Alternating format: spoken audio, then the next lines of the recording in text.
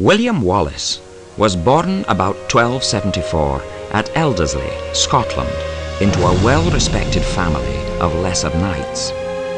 His formal education was provided by uncles who taught him to read and write French and Latin.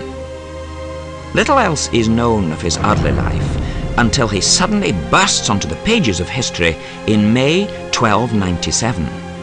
According to legend, Wallace and a small band of men attacked and killed William Heselrigg, the Sheriff of Lanark, in retaliation for Heselrigg's murder of Wallace's wife, Marion Braveheart.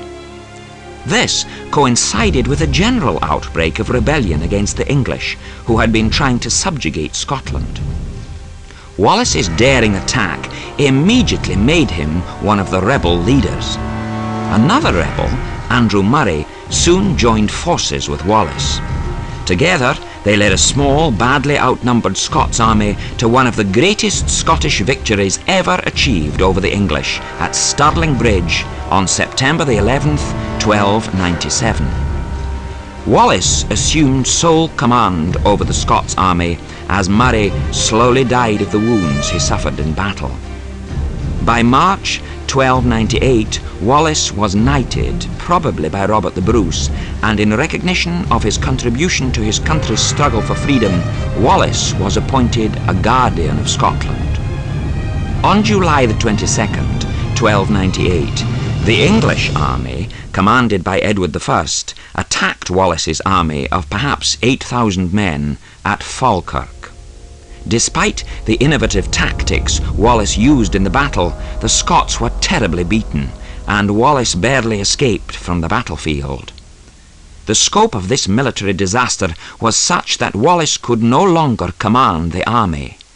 Soon he resigned as Guardian.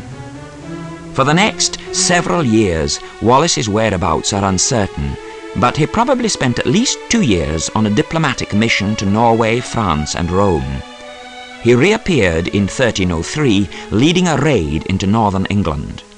Edward I developed an implacable hatred for Wallace and spared no expense in trying to capture him.